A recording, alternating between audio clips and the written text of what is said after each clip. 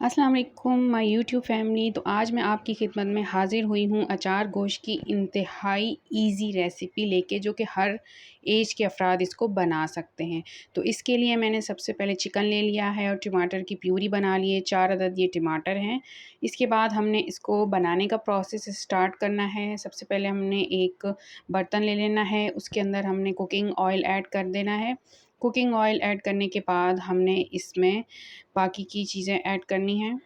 इसके बाद मैंने इसके अंदर ऐड करना है अदरक लहसुन का पेस्ट 2 टेबल स्पून, वो मैंने इसमें ऐड कर दिया है। उसके बाद हमने इसको 1 मिनट तक के लिए कुक कर लेना है, ताकि अदरक लहसुन की जो स्मेल है वो ख़त्म हो जाए। अच्छा, मेरी ये कोशिश होती है कि मैं ऐसी रेसिपीज़ लेकर आऊँ जो हर कोई ट्राई कर सके, इतनी सिंपल और इजी हों कि हमारी जो सिस्टर्स हैं वो परेशान होती रहती हैं कि आज क्या पकाया जाए। तो ये उनके लिए मेरी जो वीडियो होती है वो हेल्पफुल जो है साबित हो। तो यहाँ पे मैंने अदरक लहसुन को तकरीबन 1 मिनट तक के लिए भून लिया है।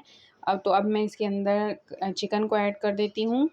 चिकन ऐड करने के बाद आप जो है वो उसको अदरक लहसुन के साथ तकरीबन 4 से 5 मिनट तक के लिए भूना करें।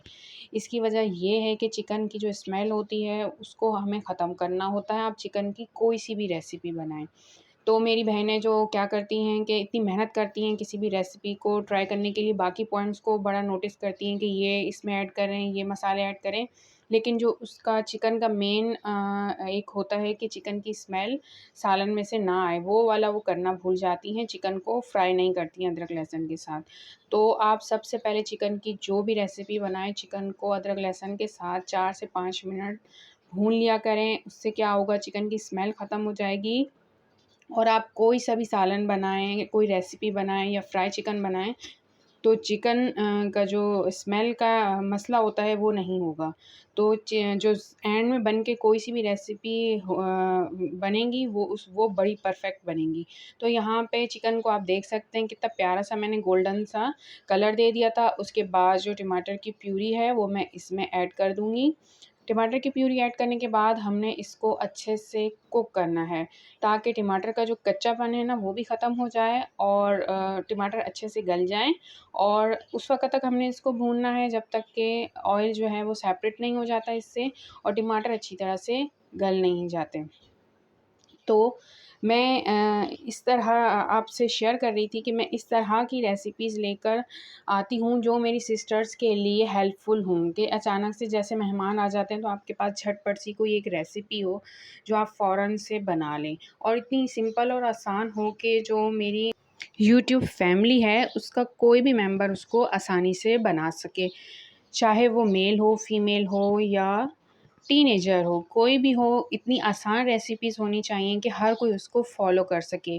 मेरा मेन मकसद ये होता है कि मेरी रेसिपीज़ इंतहाई ईज़ी और सिंपल हों और बजट के अंदर हों, क्योंकि आपको पता है आजकल महंगाई बहुत ज़्यादा है। तो ऐसी रेसिपीज़ लेकर आऊँ जो कि बजट फ्रेंडली हों, एनवायरनमेंट फ्रेंडली हों और काफ़ी हेल्पफुल हों।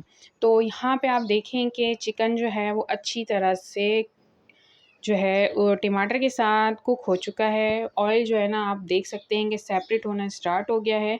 तो इस पॉइंट पे मैंने इसमें अचार गोश्त का मसाला ऐड कर दिया है। ये मैंने पैकेट का मसाला ऐड किया है। यहाँ पे आप देख सकते हैं। मसाला ऐड करने के बाद हमने इसको अच्छे से कर लेना है फ्राई। चिकन जब भी बनाया करें उसको अच्छे से फ्राई किया करें, मसाले को अच्छे से भुना करें, और जब ये मसाला भुन रहा होता है तो आपने फ्लेम को मीडियम रखना है। हाई फ्लेम पे आप कुछ भी कुक ना किया करें, क्योंकि उससे ये होगा कि साइडों से ना मसाला जलने लग जाता है। तो मीडियम फ्लेम पे इसको कुक किया करें। तो यहाँ पे आप देख सकते हैं, यहाँ पे मैं इसको साइडों को चेंज भी करती जाऊँगी, इसको अच्छे से मिक्स करती जाऊँगी और इसको इस पॉइंट तक भूनूँगी जब तक कि ऑयल जो है ना सेपरेट नहीं हो जाता। अब आप इसकी लुक चेक करें, कितना कलरफुल सा ये बन के रेडी हो रहा है। यहाँ पे अब हमें क्या करना है, इसके अंदर बाकी की चीज़ें ऐड करनी हैं। बस आप ये देख लें कि यहाँ पे मैंने इसको कितने अच्छे तरीके से कुक किया है, ताकि एंड में हमारे पास बहुत ही अच्छा सा मसाला बन के रेडी हो। तो इस पॉइंट पे अब जब ये सब कुछ हो चुका है तो एंड में हमें दही ऐड करना होता है। यहाँ पे 1 कप दही है जिसको मैंने बहुत अच्छे से फेंट लिया था और मैंने दही इसमें ऐड कर दिया है। दही ऐड करते वक़्त आप हमेशा फ्लेम को लो रखा करें, वरना दही सालन के अंदर फट जाता है।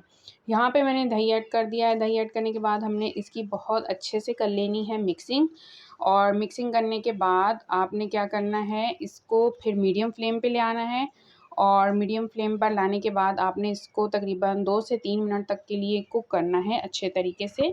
ये मैं इसलिए बता रही हूँ कि बहुत सारी सिस्टर्स मेरी कंप्लेन करते हैं कि जब हम दही ऐड करते हैं ना सालन में तो वो फट जाता है।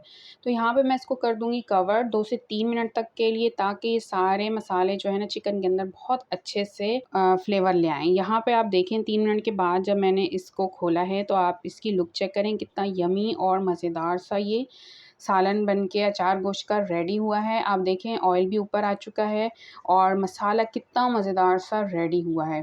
तो यहाँ पे मैं इसमें क्या करूँगी, 1 अदद नींबू का रस ऐड कर रही हूँ, जिससे बहुत ही मज़ेदार सा खट्टा सा टेस्ट आने वाला है इसके अंदर। और आप इसके बाद इसको मिक्स कर लें अच्छे से, और नींबू आपने एंड में ऐड करना है ताकि इसका फ्लेवर जो है ना बना रहे अचार गोश्त के अंदर।